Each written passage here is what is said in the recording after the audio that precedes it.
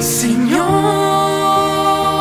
enséñanos a orar, enséñanos a amar, para que se haga en mí tu voluntad. Te doy gracias porque has hecho demasiado, que por mí hasta tu sangre has derramado.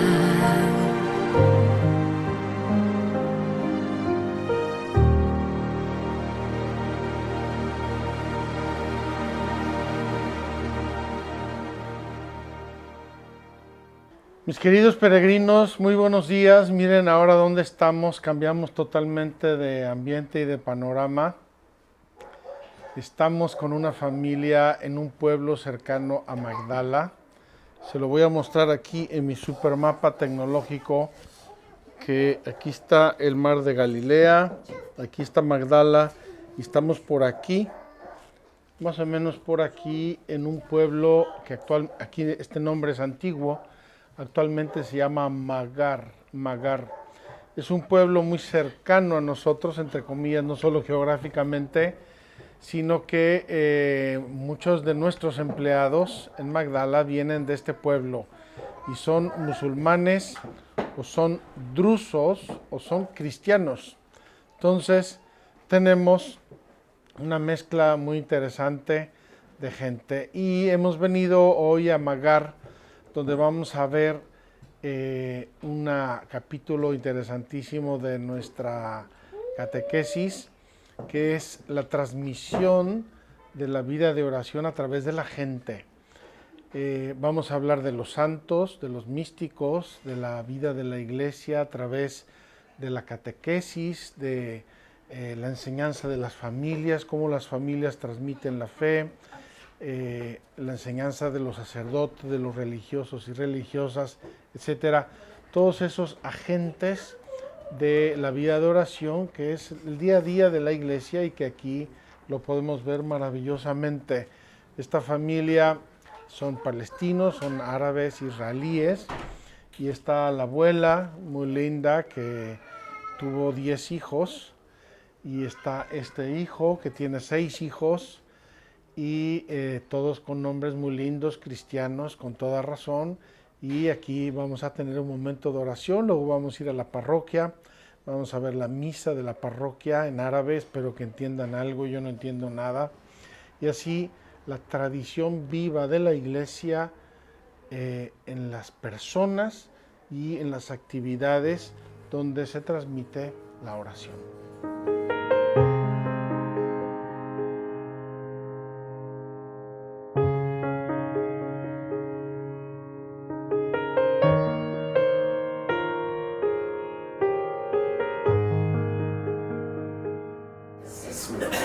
ليأتي ملكوتك لتكن مشيئتك كما في السماء كذلك على الأرض.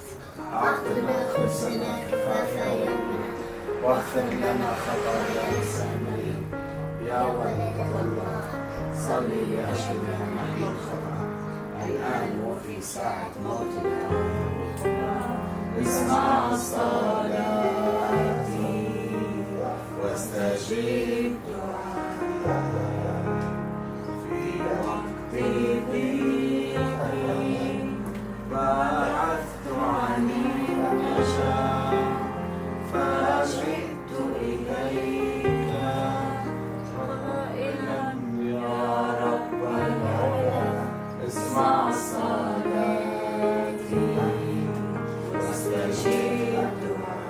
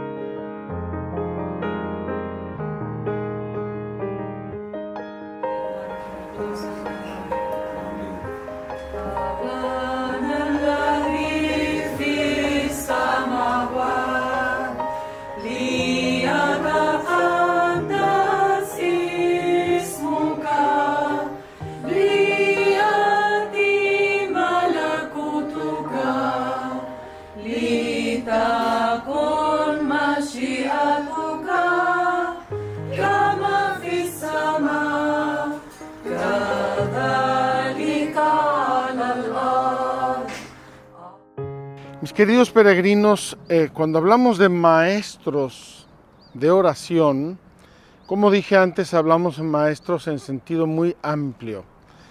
Pero los verdaderos maestros de la oración son los santos. Son los que han logrado una identificación más grande con el Evangelio, con la vida de Cristo, con la vida de la Virgen, que han asimilado más hondamente en su vida la palabra de Dios, que han vivido de modo excelso la obediencia de la fe. Por eso, al hablar de maestros de oración, nos dice el primer párrafo que es una pléyade de testigos. Fíjense, maestro y testigo en la oración se confunden. Maestro y testigo, es decir, testimonio, ejemplo, se confunden. Dice así el catecismo: los testigos que nos han precedido en el reino, especialmente los que la Iglesia reconoce como santos, participan en la tradición viva de la oración por el testimonio de sus vidas, por la transmisión de sus escritos y por su oración hoy. Es decir, su vida es una vida hecha oración. Sus escritos o sus palabras, ahora diríamos sus videos también, si son santos actuales, como Carlo Acutis, y también por su oración hoy, es decir, ellos están orando e intercediendo por nosotros. Contemplan a Dios, lo alaban y no dejan de cuidar de aquellos que han quedado en la tierra. Al entrar en la alegría de su Señor, han sido constituidos sobre lo mucho. Acuérdense que cuando habla el Evangelio del siervo fiel, dice: has sido fiel en lo poco, vas a ser constituido en lo mucho. Ellos desde el cielo se encargan de ese mucho, que es el mundo, que es la historia y que somos nosotros. Su intercesión es su más alto servicio al plan de Dios. Podemos y debemos rogarles que intercedan por nosotros y por el mundo entero. Es decir, los testigos son fundamentalmente los santos que con su propia vida, con sus palabras escritas, grabadas, habladas, etcétera, y con su intercesión siguen en este momento orando y haciendo iglesia con nosotros y por nosotros. En la comunión de los santos, y la comunión de los santos, como ya les dije, es la relación especial, relación espiritual de todos los que vivimos en la gracia de Dios, de todos los que hemos renacido en Cristo, que vivamos aquí o que estén en el purgatorio o que estén en el cielo. En la comunión de los santos se han desarrollado diversas espiritualidades a lo largo de la historia de la Iglesia. El carisma personal de un testigo del amor de Dios hacia los hombres puede transmitirse a fin de que sus discípulos participen de ese espíritu, como aconteció con el espíritu de Elías a Eliseo y a Juan Bautista. Dice el catecismo, en pocas palabras, que a veces se dan confluencias históricas, teológicas, y surgen grandes figuras de santos por cuya vida y por cuyas enseñanzas se crea una corriente de espiritualidad, es decir, una corriente de oración. Así, por ejemplo, tenemos en la Iglesia la corriente franciscana, una corriente fuertísima, importantísima de la vida de la Iglesia, que tiene mucho el centro de la pobreza, tiene mucho el centro de la contemplación de los misterios de Cristo, sobre todo su pasión, tiene mucho la contemplación de la naturaleza. Hermano Sol, hermana Luna, decía Francisco de Asís, hermana Agua, hermana Naturaleza, toda la naturaleza le hablaba mucho a Francisco de Dios, contemplaba en ello a Dios y entonces nace una espiritualidad. Así existe la espiritualidad ignaciana. Ignacio de Loyola, como los santos españoles, a diferencia de los italianos, que son todo alegría y todo espontaneidad, Ignacio de Loyola era un soldado. Entonces, orden, disciplina, ejército, soldado. Y él nos enseña en su espiritualidad, por ejemplo, la disciplina de la vida espiritual. La disciplina de la vida espiritual. Los ejercicios espirituales ignacianos han hecho también una escuela formidable en la iglesia. Y así podríamos hablar de otras escuelas, como por ejemplo la escuela teresiana. Santa Teresa de Jesús, muy prolífera en escritos, en poemas, en explicaciones, y todo eso nos lo dejó por escrito, ha creado obviamente una grande y profunda escuela de espiritualidad. En la confluencia de corrientes litúrgicas y teológicas se encuentra también una espiritualidad que muestra cómo el espíritu de oración incultura la fe en un ámbito humano y en su historia. Hoy vamos a ir a la iglesia melquita. Y la iglesia melquita reza la liturgia compuesta, creo que por San Basilio Magno, por San, no sé, uno de los santos padres de la antigüedad.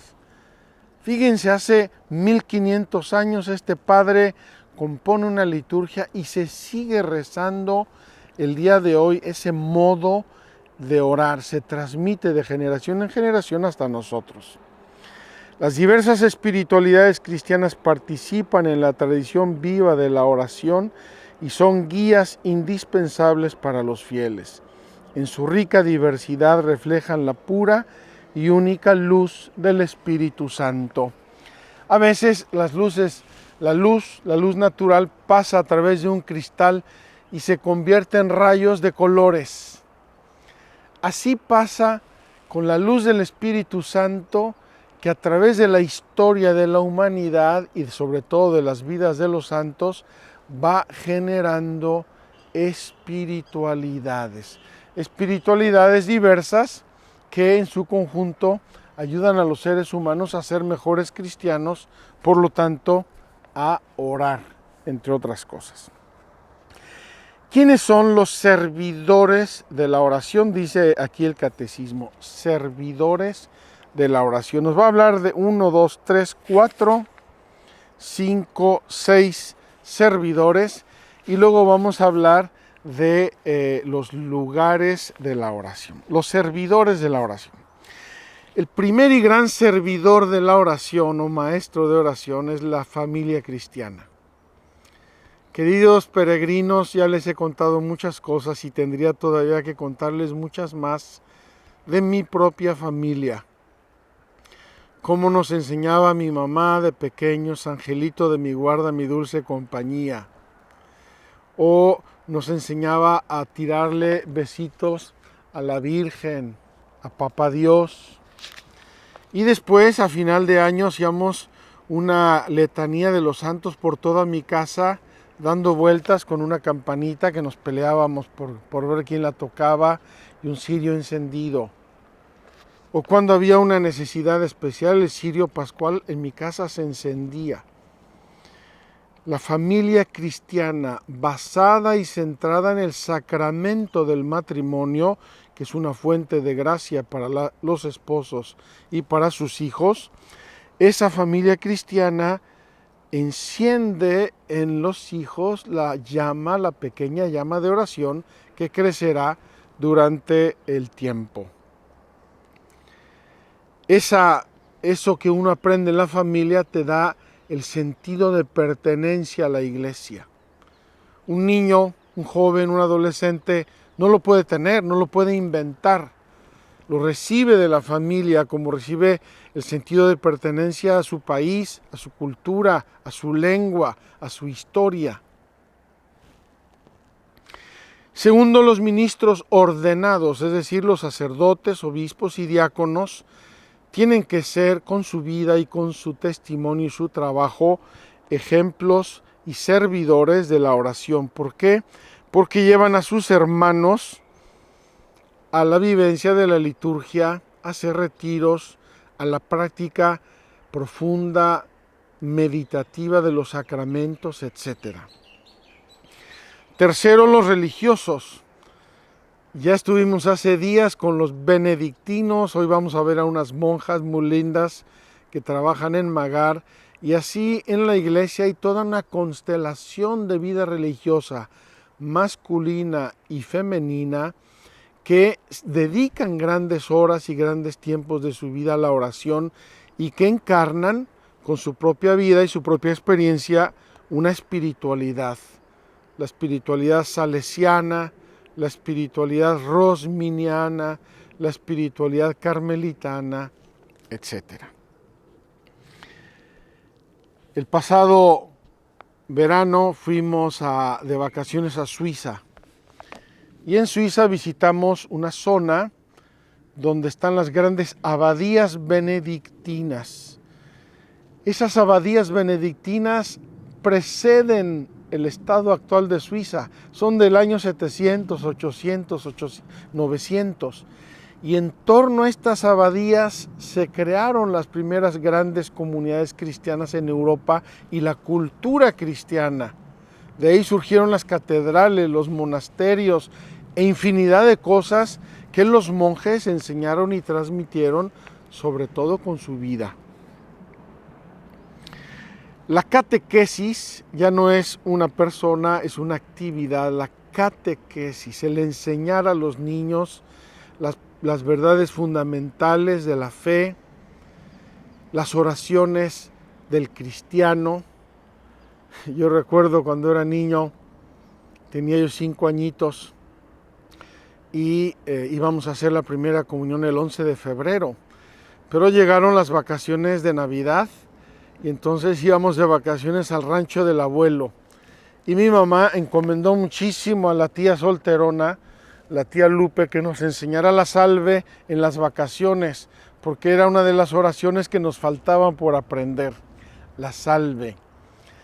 Cuando uno aprende a persignarse y vemos a los papás que enseñan a los hijos a juntar las manos, a persignarse, a decir el Padre Nuestro, la Ave María, los llevan a misa, les enseñan cómo estar en misa, cómo celebrar la fiesta de su santo, por ejemplo. La catequesis educa y debe educar la piedad popular. Y a propósito de la catequesis, quiero decir una cosa que me preocupa mucho de la formación cristiana: la memorización. Los niños tienen una facultad maravillosa que se llama memoria, es un don de Dios. Es una de las facultades que más ayudan al ser humano a ser independiente. Cuando yo tengo en mi mente conocimientos, experiencias, ideas, lecciones, yo puedo desenvolverme en la vida. Cuando yo necesito volver al teléfono o al libro ante cualquier circunstancia, no tengo independencia, estoy atado a algo. Y también en la vida de oración. Miren, vamos a poner un ejemplo. Yo les voy a enseñar a cocinar algo, chiles en nogada, unos chiles que se hacen en mi tierra y que son complicadísimos de cocinar y de cocinar bien. Tienen tantos ingredientes, tantos preparativos, qué se hace antes, qué se hace después. Si una persona sabe hacerlos, es decir, memorizó, coge los ingredientes y empieza a hacerlo con una desenvoltura, con una facilidad, y aquí están los chiles. Tarda mucho, lo que sea, pero aquí están los chiles deliciosos. Si uno no sabe la receta y tiene que estar volviendo, ahora tanto, ¿cuánto era? A ver, 500 gramos. No puede hacer chiles en nogada porque son tantos elementos que se le enciman uno con el otro, el tiempo, el horneado, la fritura, los ingredientes, se le enredan todas las cosas.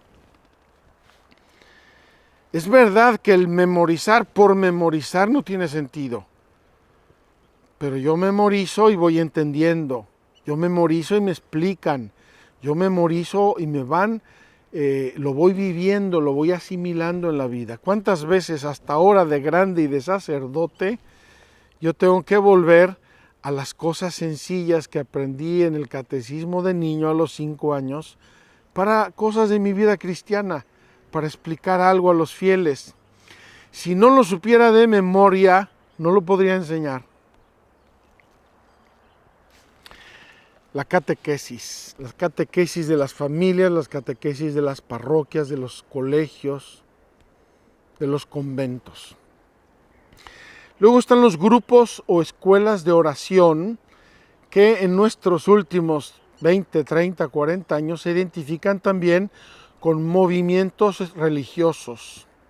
Por ejemplo, el movimiento, el Opus Dei, el movimiento neocatecumenal, el Regnum Christi, jornadas de vida cristiana, cursillos de cristiandad. Todos ellos educan en la oración, Son como fuentes que va suscitando el Espíritu Santo o personas que va suscitando el Espíritu Santo y que nos ayudan mucho a orar, nos enseñan a orar. Juan Pablo II, en el libro de su vocación, su libro autobiográfico, decía que un tal sastre, que era una persona que él frecuentaba de niño, de adolescente, le encaminó mucho en la relación con Dios. Vamos a hablar ahora brevemente de lugares de oración y quiero dejar para el final también otro tema, que son personas sencillas, humildes, de todo tipo, a las que Dios da un discernimiento y un conocimiento muy profundo de sus dones y de su gracia y de su sabiduría. Quiero ejemplificarlo con un ejemplo que me refiere mi madre en una carta que me escribió. Los lugares para la oración. En primer lugar, el lugar de oración es el templo. Jesús, cuando entró a purificar el templo, dice: esta es casa de oración y la habéis convertido en una cueva de ladrones. El templo debe ser casa de oración.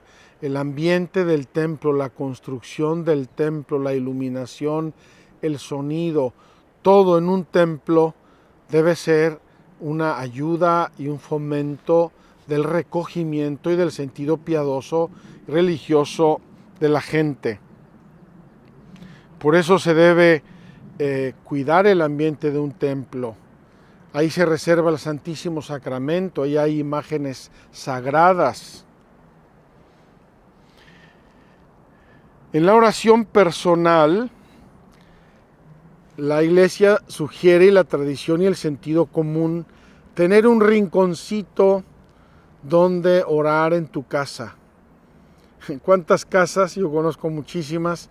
Hay un rinconcito, un altarcito donde hay un cirio, un cuadro de la Virgen, algo que me ayuda a recogerme.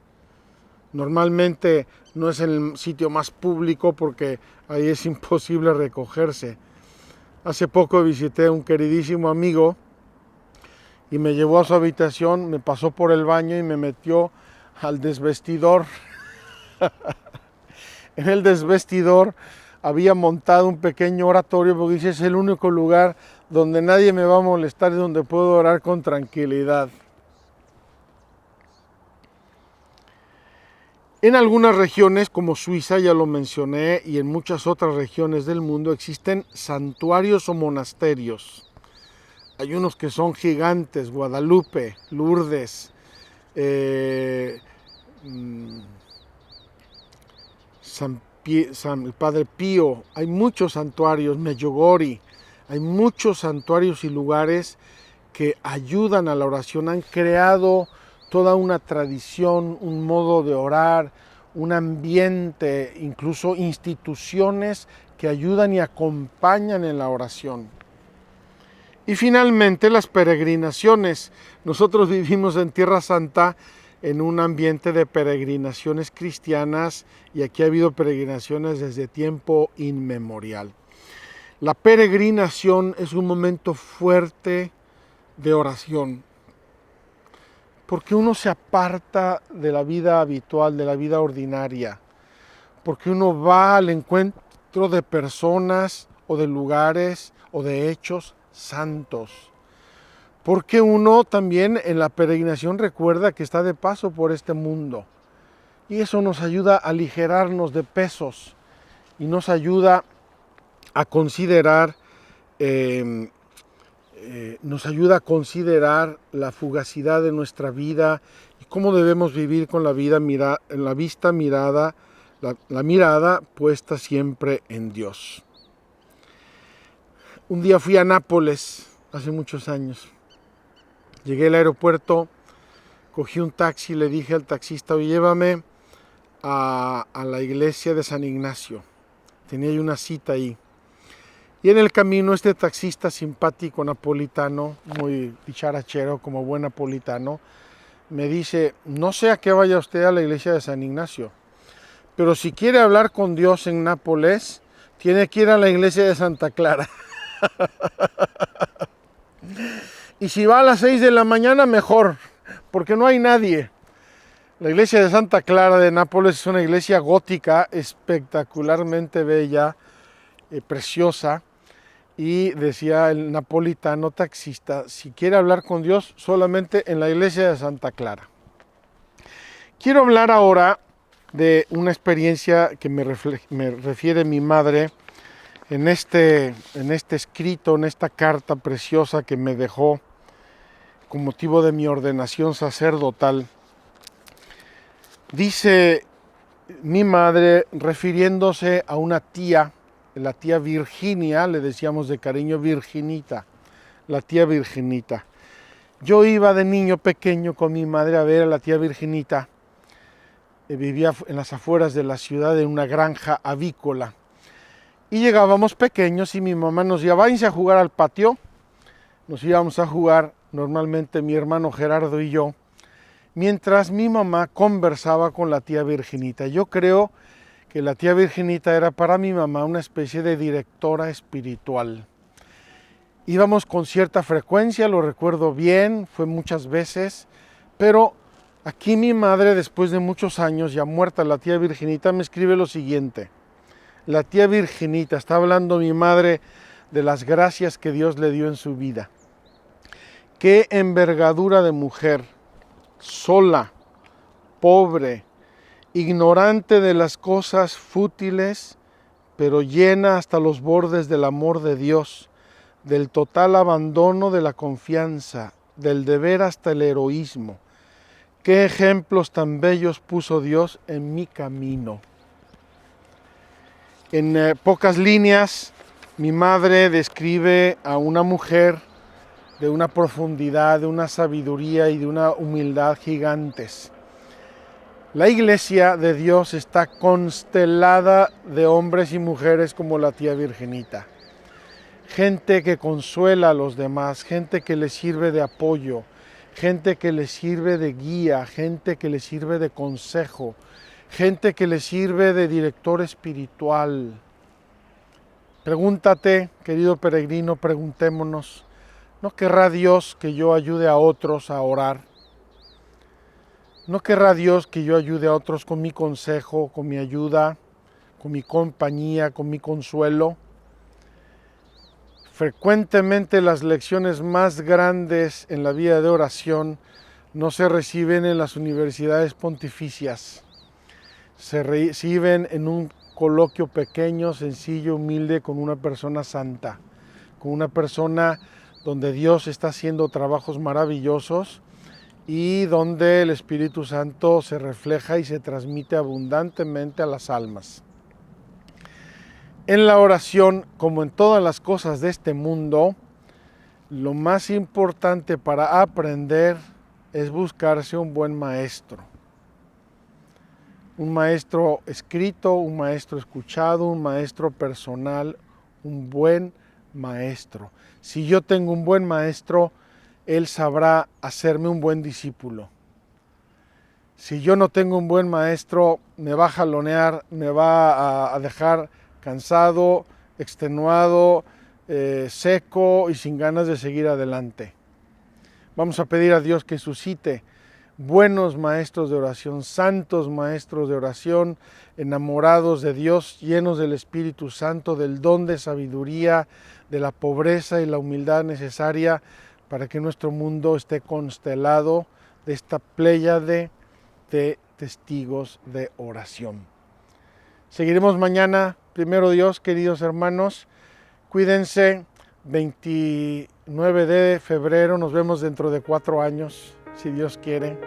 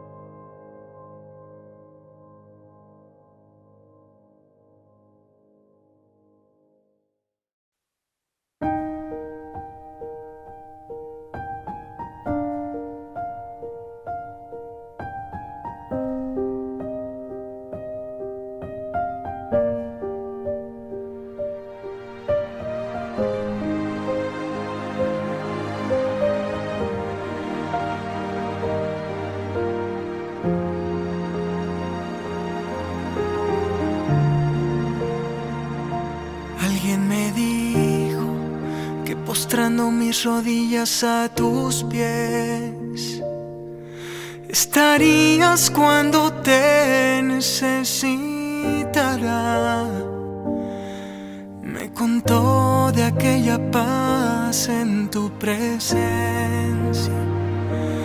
que nos encuentra cuando estamos en tu ausencia. Alguien me dijo que no importa si es la noche o la mañana, que no hay hora para acercarme a ti. Para oírte no hace falta complicarlo,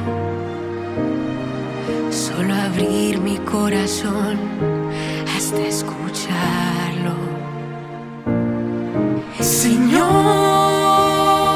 enséñanos a orar, enséñanos a amar, Para que se haga en mí tu voluntad. te doy gracias porque has hecho demasiado. Que por mí hasta tu sangre has derramado. Señor, enséñanos a orar, enséñanos a amar y que se haga en mí tu voluntad. Te suplico tu perdón si te he ofendido. Haz que para siempre sea mi corazón como el de un niño.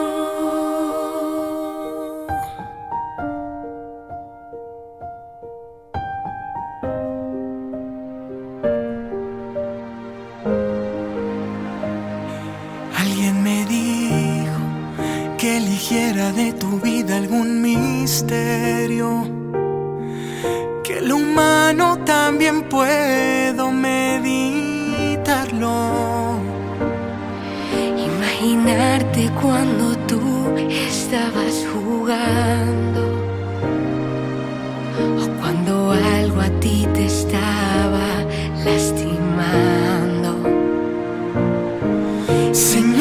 Señor, enséñanos a orar, enséñanos a amar, para que se haga en mí tu voluntad.